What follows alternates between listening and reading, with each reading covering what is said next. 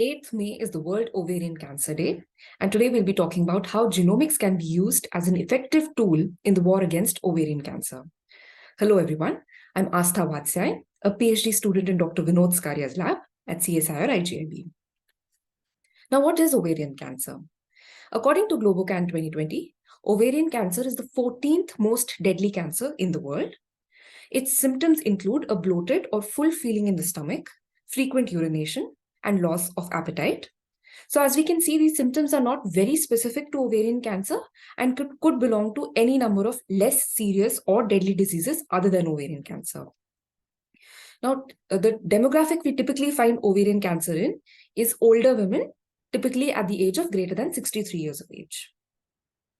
Now, if you look at the global picture of ovarian cancer, Globocan 2020 tells us that more than half of all cases of both the incidence of ovarian cancer as well as the mortality or the deaths related to ovarian cancer are reported in Asia.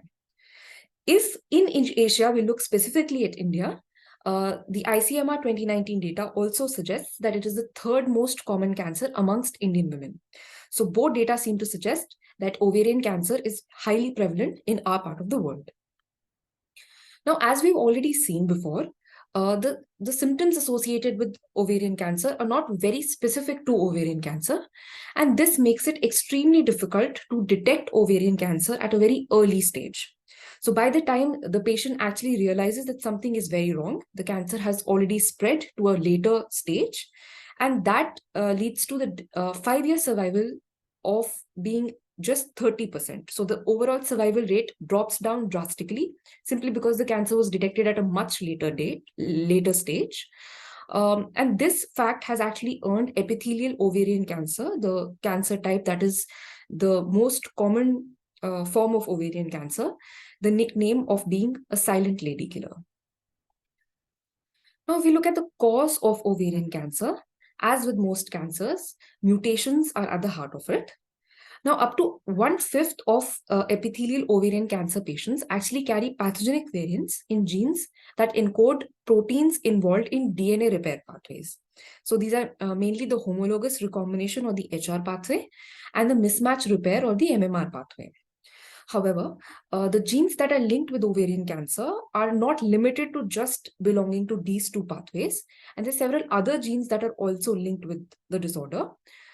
These genes typically are BRCA1, BRCA2, CHEK2, TP53, and PALB2. Now, since it is a genetic disease at heart, the next obvious question that faces us is how can genomics be used against ovarian cancer? Now, there are several ways in which you can actually do it. One of them is that genetic profiling can actually help us predict a person's susceptibility to getting ovarian cancer.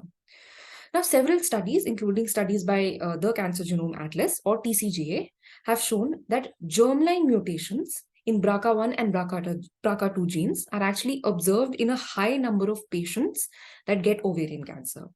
So this means that since these are germline mutations, ovarian cancer actually tends to run in these families that have patients linked with BRCA1 and BRCA2 gene mutations.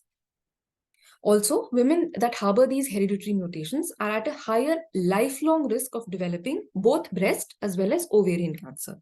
So they have an up to 80% lifetime risk, typically till the age of 70 years of age, of developing breast cancer and an up to 40% risk of actually developing ovarian cancer. Now, since these tend to occur together, these are often classified as a single syndrome known as the hereditary breast and ovarian cancer syndrome or HBOC. If I talk about EOC in particular, it is one of the cancers with the highest percentage of hereditary cases, which means that this is a cancer that generally tends to run in multiple members of the same family, passed down from generation to generation.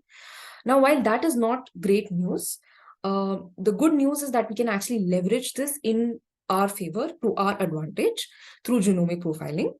If we know that a person belongs to such a family or could belong to such a family, we could actually perform their genetic testing through sequencing methods such as whole genome sequencing, whole exome sequencing, and so on. And this would actually help us form their genomic profile and help us understand whether this person is actually a carrier of BRCA1 and BRCA2 likely pathogenic mutations linked with ovarian cancer. Now, if a person does indeed happen to be a carrier, then the person can actually go in for increased surveillance. So, which means they could go in for, let's say, yearly blood tests or ultrasounds or whatever is suggested by the doctor. And in such a way, they can actually detect the cancer at a much earlier stage where it hasn't had the chance to spread yet.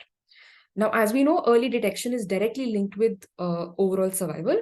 So therefore, early detection in this case would actually increase the chances of the person of living a longer, healthier life. The other way in which genomics can help us is by the way of guided therapy. Now, as we all know, a targeted therapy, specifically in the case of cancers, is actually a big thing. We can actually sequence a patient and determine what variants they have. And we can go back and study which specific medicines have actually been approved for these specific mutations by bodies such as NCCN or FDA. The guidelines are issued typically by the NCCN, and the approval is actually typically given by the FDA. So if we look at an example here, in patients who carry BRCA1 or 2 pathogenic variants, PARP inhibitors are a very good line of treatment, and they actually improve the overall progression-free survival greatly of the patient. So if a patient knows that they are a carrier of BRCA1 and 2 mutations through genomic profiling, the doctor can actually put them on PARP inhibitors at the earliest point indicated. Lastly, genomic profiling can also help offer the patients a better prognosis. So several studies have been conducted that actually link certain mutations with an overall better prognosis. This information would actually help the patient be in a better frame of mind to actually deal with the diseases. So for instance, in patients with germline or somatic BRCA mutations, the overall survival as well as the progression-free survival is much better as compared to patients that are HRD negatives, or basically patients that do not have BRCA mutations and the cause of their cancer is something else, some other mutation. So this information would actually help relieve the patient of some amount of stress and would help the doctor offer a patient a better prognosis. Now, this brings me to the end of my slide. I hope this was an informative session for you. Let us all rally together and spread more and more awareness about ovarian cancer and how we can use genomics to actually counter it better. Thank you.